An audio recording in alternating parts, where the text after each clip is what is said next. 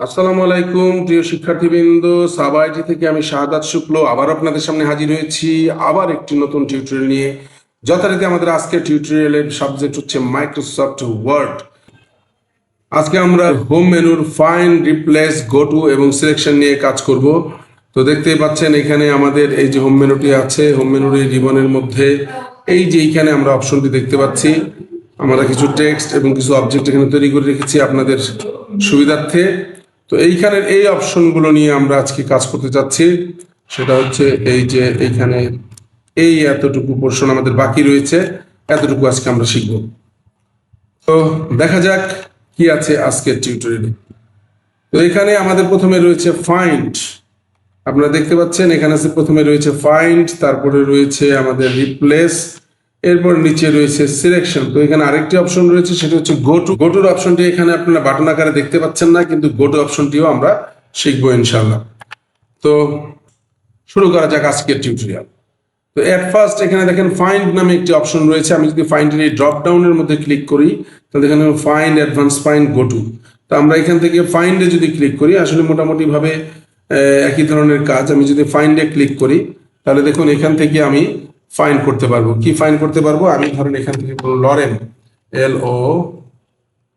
LOREM, lorem. তো সে আমাকে দেখেন আমার এখানে যতগুলো আমার এই ডকুমেন্টের মধ্যে লরেম লেখাটি রয়ে গেছে, সমস্ত জায়গায় কিন্তু লরেম লেখাটি সিলেক্ট হয়ে গেছে। দেখতে পাচ্ছেন এই যে এখানে কালার হাইলাইটেড হয়ে রয়েছে। আমি লরেম লিখে দেওয়া মাত্রই সে আমাকে সিলেক্ট হয়ে গেছে এবং পাশে প্যারাগুলোর হেডিংসও তারা শো করছে। তো এই হচ্ছে আমাদের ফাইন্ডের কাজ। এই কাজটি আমরা কন্ট্রোল F দিয়েও করতে পারি। কিবোর্ড থেকে কন্ট্রোল চেপে F দিলে আমার এটি এখানে আসছে, আমি লরেম লিখে দেওয়া মাত্র এখানে চলে আসছে। আমি যদি অন্য একটি শব্দ এখান থেকে লিখতে চাই, ধরেন যেটি আরো কয়েকবার লেখা আছে, আমরা দেখে নিচ্ছি এখানে কতবার লেখা আছে কোনটি। ধরেন আমি লিখলাম হচ্ছে ওয়ার্ড, WORD, ওয়ার্ড। তাহলে এই যে দেখেন ওয়ার্ড লেখাটি আমার এখানে দুইবার আছে, আরো আছে কিনা আমরা দেখতে পাচ্ছি।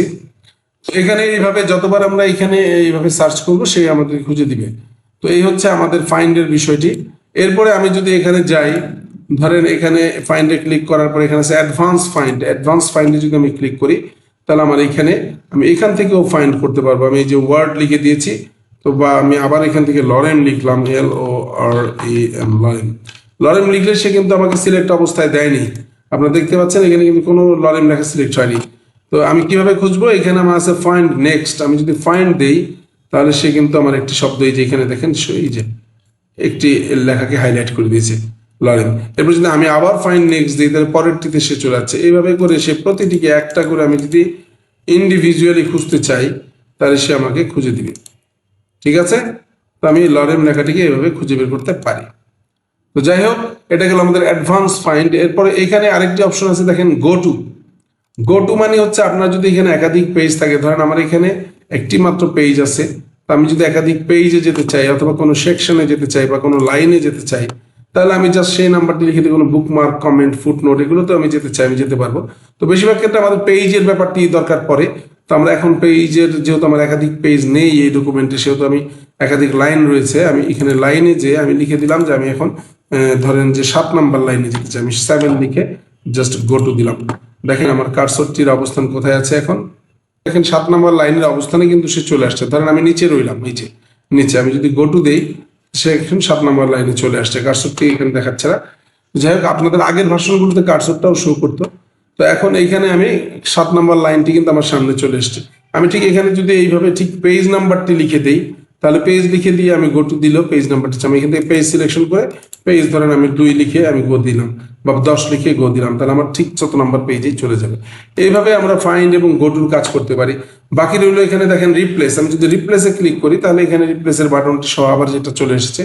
ধরেন আমি এখানে লরেম কথাটির পরিবর্তে আমি এখানে লিখে দিচ্ছি, ধরেন যে কি বলবো, লরেমের পরিবর্তে লিখলাম লাভ, LOVE, লাভ। তাহলে আমি যেটাকে খুঁজলাম, ফাইন্ড হোয়াট, আমি খুঁজে বের করবো। এখানে রইল আমার লরেম লেখাটি, আর এই লরেমের পরিবর্তে এখন লরেমটিকে মুছে আমি লাভ বানাতে চাচ্ছি, লাভ তৈরি করতে চাচ্ছি। তাহলে এখানে আমি লিখবো লাভ, LOVE, লাভ। এই যে লাভ লিখে দিলাম। তাহলে এইভাবে লরেমের পরিবর্তে এখানে লাভ তৈরি হবে। তো এখন আমি রিপ্লেস দিয়ে একটি একটি করে পরিবর্তন করতে পারি এইভাবে। এই দেখেন লরেমটা লাভ হয়ে গেল, আবার রিপ্লেস দিচ্ছি, লাভ হয়ে যাচ্ছে, এই যে লাভ। এখন এই যে দেখেন এখানে আমার এই যে লরেম শব্দটি এখানে সিলেক্ট অবস্থায় আছে, তো আমি যদি এখন আবার রিপ্লেস দিই তাহলে ওটি লাভ হয়ে যাবে। এই যে এখানে সিলেক্ট অবস্থায় আছে, আমি রিপ্লেস দিলাম, এই যেটি লাভ হয়ে গেল। আর যদি আমি মনে করি সব একসাথে আমি করে দিব, তাহলে আমি যে রিপ্লেস করে দিলাম এবং 7টি রিপ্লেসমেন্ট একসাথে হয়েছে। এই যেখানে লেখা আছে what is completed search of the document and has made 7 replacement. তো ওকে দিলাম, দিয়ে আমি ক্লোজ করে দিই। দেখুন পুরো ডকুমেন্টে আপনি এখন আর লরেম শব্দটি কোথাও খুঁজে পাবেন না, সব জায়গায় সেটা লাভ হয়ে গিয়েছে। এইভাবে আমরা যে কোনো শব্দকে রিপ্লেস করে দিতে পারি। হ্যাঁ, এই হচ্ছে আমাদের ফাইন্ড রিপ্লেস গো টু, অত্যন্ত ইম্পর্টেন্ট কমান্ড ডকুমেন্ট তৈরির ক্ষেত্রে। আপনারা একটু মনোযোগ দিয়ে দেখবেন, আশা করি বুঝতে পারবেন। এরপরে যেটি আমার নিচে আছে সিলেক্ট, এই সিলেক্ট অপশনটি আমরা সাধারণত খুব একটি ব্যবহার করি না, কারণ আমরা লেখাগুলোকে সিলেক্ট করার জন্য মাউস দিয়ে ড্র্যাগ করে তারপর কিবোর্ডের বিভিন্ন কমান্ডের মাধ্যমে আমরা সিলেক্ট করতে পারি এইভাবে মাউসের লেফট বাটন চেপে ড্র্যাগ করে। তো কিন্তু পাশাপাশি এখানে কিন্তু আমার অপশনগুলোকে খুব সুন্দরভাবে দেওয়া আছে। আমি যদি সিলেক্টের এই ড্রপ ডাউনে ক্লিক করি, দেখেন এখানে সিলেক্ট অল, তাহলে আমি দিলাম, আমার পুরো ডকুমেন্টটি কিন্তু সিলেক্ট হয়ে গেল। এইভাবে আমরা ডকুমেন্টটিকে সিলেক্ট করতে পারি। তারপরে এখানে যদি আবার সিলেক্টে, যেখানে আছে সিলেক্ট অবজেক্টের নিচে এই সিলেক্ট অবজেক্টের ভেতরে একটি অপশন দেওয়া আছে, এই অপশনটিতে আমরা যদি ক্লিক করি সিলেক্ট টেক্সট উইথ সিমিলার ফরম্যাটিংস, তার মানে হচ্ছে আপনি যদি কার্সরটা ধরেন, আমি এই কার্সরটাকে একটি নির্দিষ্ট ফরম্যাটিংস এর আন্ডারে রাখলাম, আমি এইখানে কার্সরটিকে রাখলাম, এই সেম ফরম্যাটিংসে কোন কোন লেখাগুলো আছে সেগুলোকে সে সিলেক্ট করবে।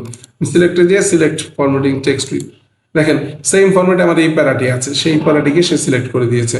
আমি যদি এইখানে কার্সরটিকে রাখি, ধরেন এইখানে, এই কার্সরটি রাখলে আমার কোন লেখাগুলোকে সিলেক্ট করে আমি দেখি, সিলেক্টে যে আমি দেখেন সিলেক্ট টেক্সট, দেখেন সে সিমিলার যেগুলো আছে ফরম্যাটিং সেগুলোকে সিলেক্ট করে দিয়েছে। এইভাবে আমরা বিভিন্ন লেখাকে এবং সিমিলার লেখাকে সিলেক্ট করতে পারি। তো পাশাপাশি এখন আমরা সিলেক্টের এখানে যাচ্ছি, যে এখানে আছে ধরেন সিলেকশন প্যান বা সিলেক্ট অবজেক্টে যদি আমি এখানে ক্লিক করি, নাই সিলেকশন প্যান, হ্যাঁ সিলেকশন প্যানে ক্লিক করলে আমার একটি প্যান চলে আসছে। এখানে দেখেন প্যান মানে প্যানেল, প্যানেলের সংক্ষিপ্ত রূপে এখানে প্যানেল লেখা হয়েছে প্যান। তো এইখানে আমার বেশ কিছু অবজেক্ট আছে, আপনারা দেখতে পাচ্ছেন এই যে এগুলোকে আমরা ক্লিক করে যেমন সিলেক্ট করতে পারি, পাশাপাশি এইখান থেকে এই প্যানেল থেকেও আমরা সিলেক্ট করতে পারি। আমি ধরেন এখন পিকচার 3, কোনটি পিকচার 3 আমি তো ঠিক বুঝতে পারছি না, কিন্তু ছবি আছে কোনটি যে 3, আমি 3 তে ক্লিক করলাম, দেখেন আমার এই যে পিকচারটি সিলেক্ট হয়ে গেছে। আমার রেক্টেঙ্গুলার 5 কোনটি আমি বুঝতে পারছি না, আমি রেক্টেঙ্গুলার 5 এ ক্লিক করলাম, এই যেটি সিলেক্ট হয়ে গেছে। এইভাবে আমরা সিলেক্ট করতে পারি, হাইড করতে পারি, সিলেক্ট অল করতে পারি। তো যাই হোক, এই ছিল আমাদের আজকের টিউটোরিয়াল। আশা করি ভিডিওটি আপনাদের ভালো লাগবে এবং আপনারা অনেক কিছু শিখতে পারবেন। যদি আপনারা প্রকৃতপক্ষে টিউটোরিয়ালটি আপনাদের ভালো লেগে থাকে এবং মনে করেন যে এটা থেকে আপনার এবং আরো কারো উপকার হতে পারে, তাহলে লাইক, শেয়ার, কমেন্ট দিয়ে ভিডিওটি ছড়িয়ে দিতে সাহায্য করুন। আর আমাদের পরবর্তী ভিডিওটি পাওয়ার জন্য সাবস্ক্রাইব বাটনে হিট করে রাখুন।